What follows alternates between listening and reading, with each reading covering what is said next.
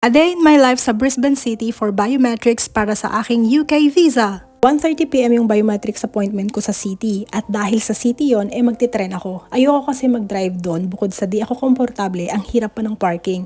At dahil gusto ko maaga makarating para may time magkape or kumain, 8 AM pa lang nagre-ready na ako. At syempre bago umalis I made sure na ang aming fur babies ay may snackies and kisi-kisis. Ang first stop ko muna bago pumunta sa train station is servo or gasoline station. Tapos, dumaan din ako sa library para mag-print ng required documents. Although sa application ko online, sinend ko na lahat ng soft copies. Wala nang parking doon sa malapit sa train station, kaya dito ako sa medyo residential ng park.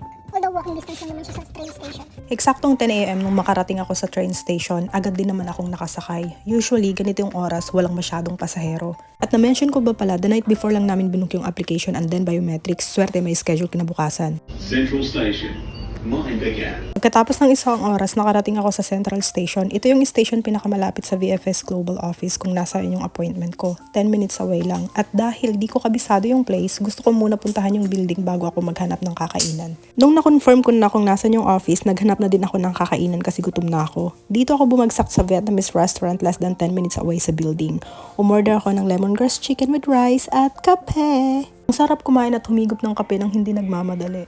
At ayun, the rest of my time, in-spend ko lang working on my laptop and fill out the forms. 15 minutes before the appointment, dapat nandoon na. Dumating ako 15 minutes early. Ayoko kasi ma-late or on time. Pagdating ko doon, kinater agad ako at hindi na hinintay yung appointment ko. In less than 10 minutes natapos agad. Akala ko pa naman matatapos ako bandang 2 PM. Eksakto sana tapos na din work ni Brian at sabay kami uuwi. Pero dahil napaaga ako natapos, hinintay ko na lang siya sa cafe malapit sa building kung saan siya nagtatrabaho. Tapos ayun, after work niya, sabay na kami umuwi. Dito siya sa city nagtatrabaho at pinapark lang niya car niya sa train station kung saan ako malapit nagpark.